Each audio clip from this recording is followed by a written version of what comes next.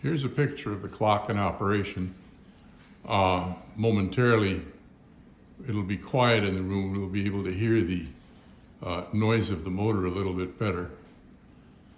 Let me come in here and show you a little bit about it.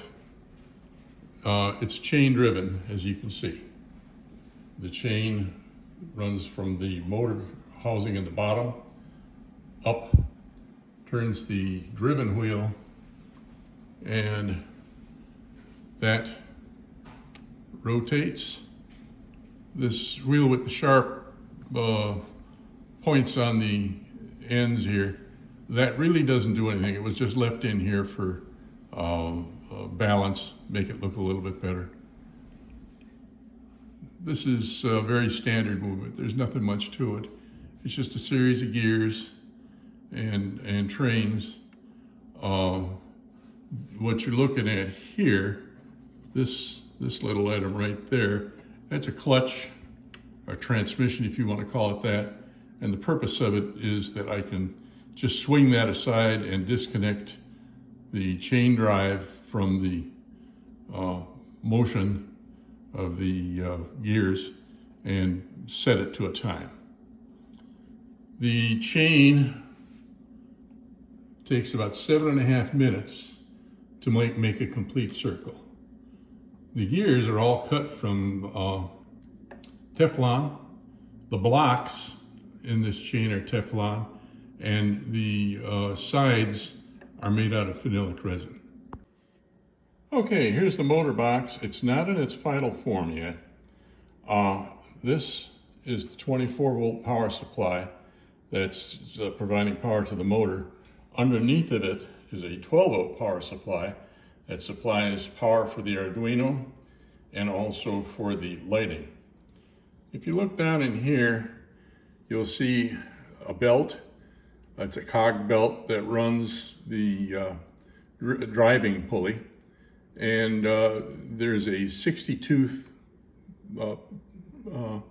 pulley on the top and a 20-tooth pulley on the bottom. So that gives it a 3-to-1 reduction. And there sits the motor. Now in this little black box, that's a commercially available box that's got the Arduino in it.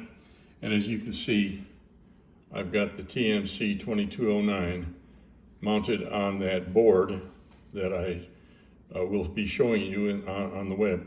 And it right now has been programmed to exactly 1 volt. So I should be getting just about 3/4 of an amp to the motor. Okay, I believe you can hear the sound the motor is making. And it's in operation, and you can see the stuff going round and round. However, very easily doesn't have much torque to it at all. And I believe that's because it's only drawing about, 20 mil, or rather 200 mil off the power supply. What I did is I just took it loose off the internal power supply and connected it to the bench supply so you could see this. Okay, here's my wife with her little finger. She's moving the chain down. And as you can see, it does not take very much at all. And in fact, I'm guessing that most of the force here is going into turning that motor at 3 times the speed. Interesting. I turned it off and turned it back on again. Now look what the motor's drawing. Huh. Let's see if it's got any more. A bit more maybe, but not enough to, and that didn't change anything much.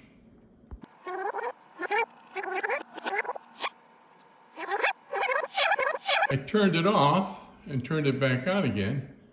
Now look what the motor's drawing. Huh. Let's see if it's got any more.